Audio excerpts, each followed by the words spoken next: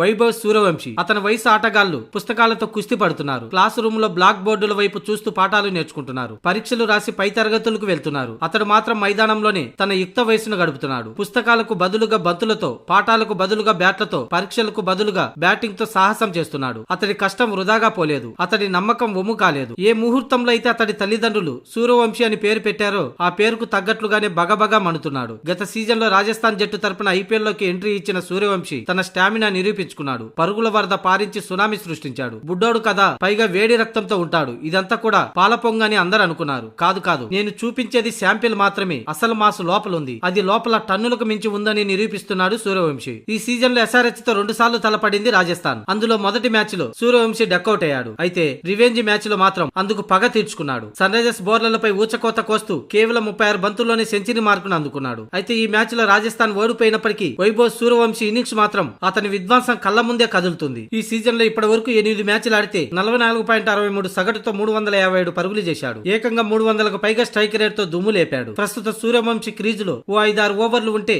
బౌలర్లకు వెన్నులో వణుకు పుట్టాల్సింది అనే రీతిలో తన విధ్వంసం కొనసాగిస్తున్నాడు. ఇక ఇలాంటి నేపథ్యంలో వైభవ్ సూర్యవంశీని మెచ్చుకుంటూ పాకిస్తాన్ మాజీ ఫాస్ట్ బౌలర్ షోయబ్ అఖ్తర్ ఆసక్తికర వ్యాఖ్యలు చేశాడు. సూర్యవంశీ లాంటి ప్లేయర్ తమ పాకిస్తాన్ లో ఎందుకు లేడా అని అనిపిస్తుంది. ప్రపంచంలోనే అత్యున్నత బ్యాటర్ గా వైభవ్ సూర్యవంశీ ఎదుగుతున్నాడు. ఇలాంటి ఆటగాన్ని తాను ఎప్పుడు చూడలేదని షోయబ్ అఖ్తర్ ప్రశంసించాడు. పాకిస్తాన్ లో ఏ ఒక్క ఆటగాడు కూడా వైభవ్ సూర్యవంశీకి సరిపోడని, 15 ఏళ్ల వయసులోని ఇంత భయంకరంగా ఆడుతున్నాడంటే ఇది మామూలు విషయం కాదంటూ సూర్యవంశీపై మెచ్చుకుంటూ షోయబ్ అఖ్తర్ ప్రశంసలు కురిపించాడు.